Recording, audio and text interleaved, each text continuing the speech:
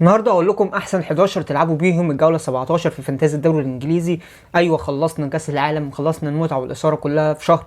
يعني المتعه بتاعتنا الكرويه كلها اللي في الحياه خلصت في شهر واحد، والدنيا رجعت تاني بعد كاس العالم لحرقه الدم وتعب الاعصاب. حرفيا نلعب الفانتازي بتاعت الدوري الانجليزي لازم يبقى بني ادم بارد حرفيا وبيستحمل وما بيجيلوش جلطات ولا اي حاجه ولا بيتحرق اعصابه. فرجعنا تاني لحرق الاعصاب، وهقول لكم احسن تشكيله واحسن 11 لاعب تبدا بيهم تشكيله الجولة ال17 في فانتازي الدوري الانجليزي اللي هي بكرة الاثنين. وقبل ما نبدأ الفيديو يا شباب، لسه ما عملتش اشتراك انزل اعمل اشتراك وفعل زر الجرس عشان يوصلك كل جديد. هنبدأ بحراسة المرمى. حراسة المرمى هقول لك رامزديل او بوب، بس انا هختار رامزديل عن بوب، مع اننا في تشكيلتي المتواضعة اللي ملهاش اي لازمة انا حاطط بوب مكان رامزديل، واصلا مش شايل رامزديل. بس انا بقول لك احسن اتنين تختار ما بينهم، يا اما رامزديل يا اما بوب. بس انا هقول لك رامزديل عن بوب. ولو عايز تريسك بحارس ممكن تريسك بيكفورد حارس ايفرتون في ارضهم قدام وولفز، اقل هجوم في الدوري الانجليزي ب8 تجوان. فانت ممكن تريسك ببيكفورد عادي جدا، مفيهاش حاجه ريسك لو انت من الناس اللي بتريسك ريسك بيكفورد. بس عايز تبقى في الضمان يا اما بوب يا اما رامزديل. انا في تشكيله حاطط بوب، انت حط رامزديل مالكش دعوه بيها خالص. واول حد في التشكيله هيبقى الحارس اللي هو رامزديل. نخش بقى في الدفاع ونص الملعب والهجوم. التشكيله تبقى 3-4-3. الثلاثه بتوع قلوب الدفاع هقول لك تريبيه، لازم يبقى عندك تريبيه مدافع وباك يمين. نيوكاسل اقل دفاع في الدوري الانجليزي مع ارسنال ب 11 جون بس اللي دخل فيهم. تريبيه لازم يبقى عندك. التاني هيبقى صليبه. هقول لك هتقول لي صليبه ليه؟ هقول لك صليبه ان هو التاني مع نيوكاسل، او هو الاول مع نيوكاسل في الفرقه اقل فرقه دخل فيها جوان ب 11 جون. ارسنال ونيوكاسل 11 جون بس اللي دخل فيهم، وهم عايزين يحافظوا، فاقول لك صليبه. هقول لك التالت انت هتتفاجئ ممكن من التالت، هقول لك شو. هتقول لي شو ليه؟ اقول لك شو قدم مستويات حلوه جدا في كاس العالم مع انجلترا، عمل مستويات حلوه. اليونايتد بيقولوا ان هم هيبقوا احسن كمجموعه بعد ما شاين كريستيانو رونالدو. هنشوف حوار المجموعه ده معانا في الماتشات الجايه. فاقول لك شو مع تربيه وصليبه. عايز تريسك يا معلم بمدافع مكان اي حد منهم من الثلاثه، بس سبع تربيه يعني مكان يا اما صليبه يا اما شو، او مكان شو بالذات.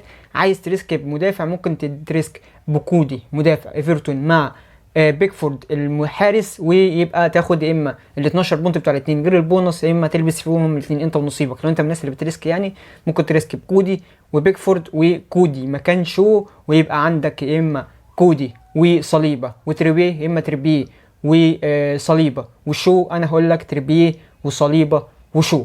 الاربعه بقى بتوع نص الملعب، ودول اللي يبقى فيهم اختلافات كتير. اول حاجه احنا مش هنبقى مختلفين عليها اللي هو الميرون. لازم يبقى عندك الميرون، مش هينفع تلعب اللعبه من غير الميرون.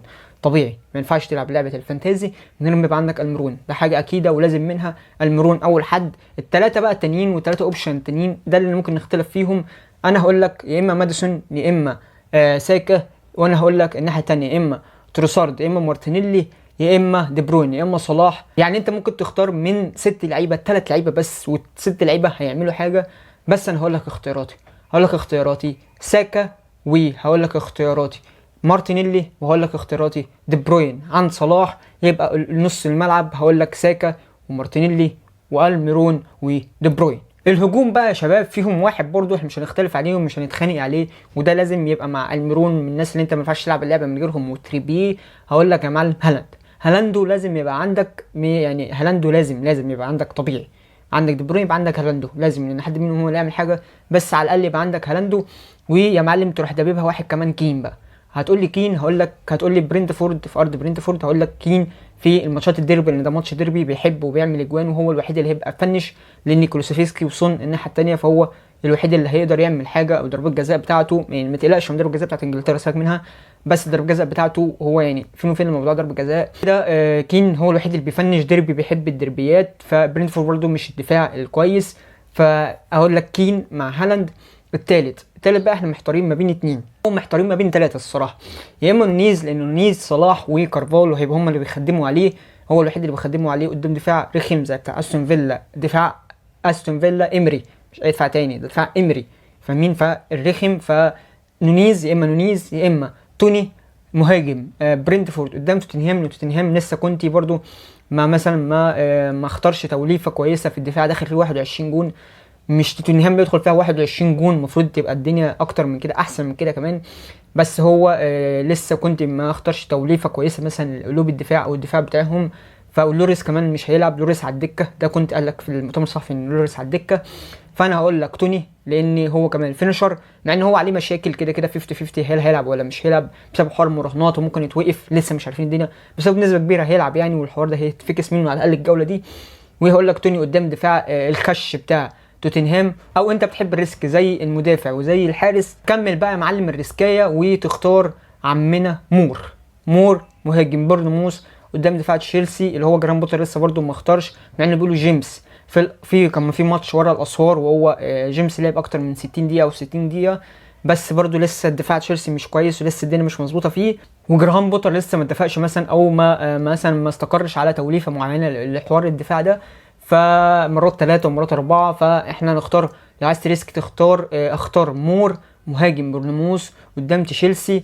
فالدنيا يعني حلوه، يعني حلو، حوار الريسك ده بيبقى اوبشن كويس، يا اما عمل يا اما ما عملش وتلبس، بس يعني ان شاء الله هيعمل. فانا اقول لك ايه الثلاثه اللي انا هختارهم. هختار هالاند، واختار كين، واختار توني مهاجم برنتفورد. كده يا شباب خلصنا التشكيله بتاعتنا وخلصنا الفيديو بتاع النهارده. بس قبل ما اقفل، لو انت برضو عندك تشكيله او قول لي ايه احسن 11 انت هتختارهم للسكواد بكره بتاع فانتازي الدوري الانجليزي، قولهم لي في الكومنتات. وقبل ما نخلص الفيديو يا شباب لسه من اشتراك، انزل من اشتراك وفعل زر الجرس ليوصلك كل جديد.